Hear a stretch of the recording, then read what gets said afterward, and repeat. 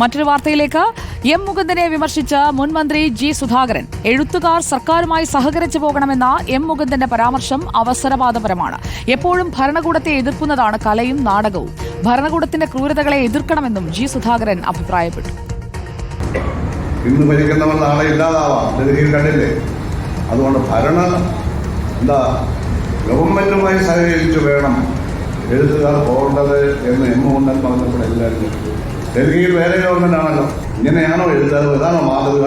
അപ്പം മുകുന്ദൻ ഒരവസരവാദപരമായ ഫിലോസഫിക്ക് വിധേയനായി എന്ന് ഞാൻ പറയുന്നില്ല. എപ്പോഴും ഭരണകൂടത്തെ എതിർക്കുന്നതാണ് നാടകം.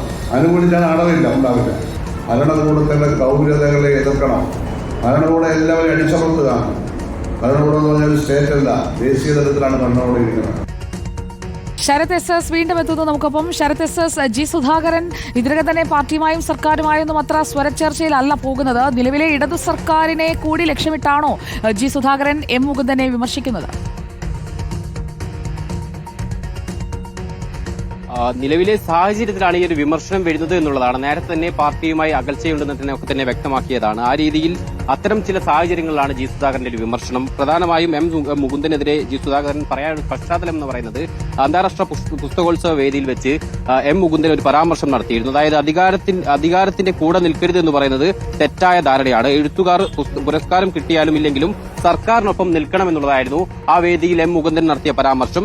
ഇതിനെയാണ് ഇപ്പോൾ ജി സുധാകരൻ വിമർശിച്ചെത്തിയിരിക്കുന്നത്. എഴുത്തുകാർ സർക്കാരുമായി സഹകരിച്ചു പോകണമെന്ന മുകുന്ദന്റെ പരാമർശം അവസരവാദപരമാണ് എന്നുള്ളതാണ് ജി സുധാകരൻ പറയുന്നത്. ഇതാണോ എഴുത്തുകാരന്റെ മാതൃക എന്നും ജി സുധാകരൻ ചോദിക്കുന്നു. സർക്കാരുകൾ മാറി മാറി വരും, അപ്പോൾ ഓരോ സർക്കാരിനൊപ്പവും നിൽക്കുന്നത് അതൊരു അവസരവാദപരമായ നിലപാടാണ് എന്നുള്ളതാണ് സുധാകരൻ വിമർശിക്കുകയും ചെയ്യുന്നത്. എപ്പോഴും ഭരണകൂടത്തെ എതിർക്കുകയാണ് കലയും നാടകവും ഒക്കെ തന്നെ ചെയ്യേണ്ടത്.